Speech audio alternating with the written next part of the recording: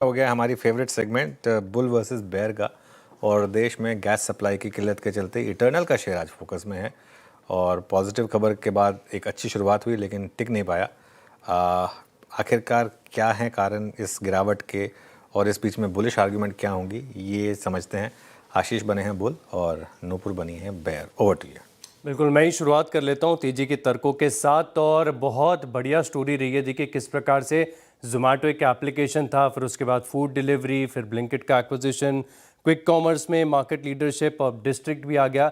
इतना बेहतरीन कंपनी है, हाई ग्रोथ वाला कारोबार है।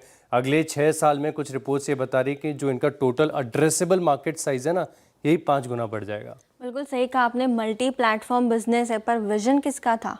दीपिंदर गोयल साहब का। अब उनका विजन कहाँ पे है? टेम्पल पे है, एरोस्पेस पे है, तो फिर ये कारोबार कहाँ जाएगा? जिसकी कंपनी में सिर्फ 3.8% की हिस्सेदारी हो और वो अपना पूरा फोकस कहीं और लगा दे, तो इस कंपनी को कौन देखेगा आशीष? आपको तो आपने मल्टी बिजनेस बना दिया और फिर सडनली आप छोड़ के चले गए। ये एक एंटरप्रेन्योर और एक क्रिएटर की खासियत होती है कि एक चीज क्रिएट करने के बाद वो दूसरी तरफ आगे बढ़ते हैं। लेकिन पीछे का क्या? पीछे का इतना बड़ा बिजनेस है, प्रोफेशनल पूरा बन चुका है, सीएफओ इन प्लेस है, लेकिन विजन तो हमेशा एक प्रमोटर का होता है।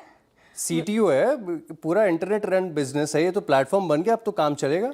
लेकिन फिर भी जब इंडस्ट्री में दूसरे प्लेयर आ रहे हो, जब कंपटीशन आपका बढ़ रहा हो, जेप्टो तैयारी कर रहा है अपने आईपीओ के लिए और उसने ऑलरेडी हैंडलिंग फीस हटा दी है, कोई सरचार्ज नहीं लेता, कोई तो घाटा करेंगे वो घाटा करके, लेकिन आईपीओ ला रहे हैं और मार्केट शेयर गेन कर रहे हैं। आपको भी कुछ तो करना पड़ेगा ना, आपने वो विजन ही छोड़ दिया। अमेज़न नाउ देख लीजिए। एक मिनट मैं आपको बताता हूँ। देखिए डार्क स्टोर की क्षमता कितनी है इटर्नल की? 2100 की है, और बाकी के कितनी? 1100 के आसपास। इनफैक्ट FY30 तक जो इनका प्लान है ना एक्सपांड करने का, तभी भी ये ब्लिंकिट के हिसाब से नहीं पहुंच पाएंगे। आपको पता है ऑनलाइन अमेज़न से बहुत फेमस हुआ था, और अमेज़न जैसा बड़ा प्लेयर अमेज़न नाउ शुरू कर रहा है, जो 8-9 मिनट में ही आपके घर पर डिलीवर कर देता है।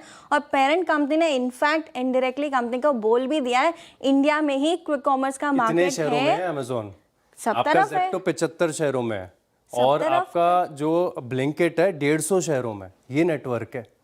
लेकिन अमेज़न नाउ के पास अगर $1 बिलियन की फंडिंग आती है तो कैश बर्न करके वो कर सकता है। 50% से ज्यादा मार्केट शेयर इनके पास क्विक कॉमर्स में।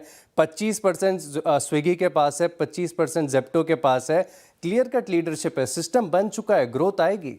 लेकिन अगर बर्न करने की क्षमता है अमेज़न के पास, फ्लिपकार्ट के पास, तो क्यों वो मार्केट शेयर गेन नहीं करेंगे? अगर आपको डिस्काउंट 6% से ज़्यादा 10% पे सस्ती चीज़ मिलेगी तो आप तो वहीं जाएंगे ना। आप भी भारत के ही कस्टमर है, और भारत का कस्टमर हमेशा वैल्यू ही ढूंढता है। अगर 10 रुपये सस्ता जहाँ मिलेगा, वो 2 मिनट एक्स्ट्रा वेट कर लेगा और अमेज़न से मंगा लेगा। आप शेयर वो ढूंढेंगे जो सस्ते हो जाएं। देखिए आप लीडर को इग्नोर कर, शेयर वही ढूंढूंगी जो सस्ते हो जाए। 80 के पी पे स्टॉक ट्रेड करता है, और पिछले क्वार्टर में तो नंबर्स भी खराब थे।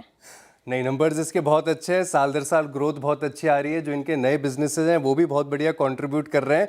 और एक तरफ जहां पर इनके कंपटीशन लगातार बड़ी मेहनत कर रहे हैं मार्केट शेयर ग्रैब करने के लिए, इटर्नल बहुत ही कंफर्टेबल स्वीट स्पॉट पर है। दोनों ही सेगमेंट में मार्केट लीडर है। और मैं बता रहा हूँ, इसके जो धुरंधर मूवी आ रही ना, इसकी बुकिंग भी आप डिस्ट्रिक्ट ऐप से करेंगी। लेकिन AI शायद एक इम्पैक्ट दे सकता है फूड कारोबार पे, वो भी रिपोर्ट्स चल रही है। बिल्कुल।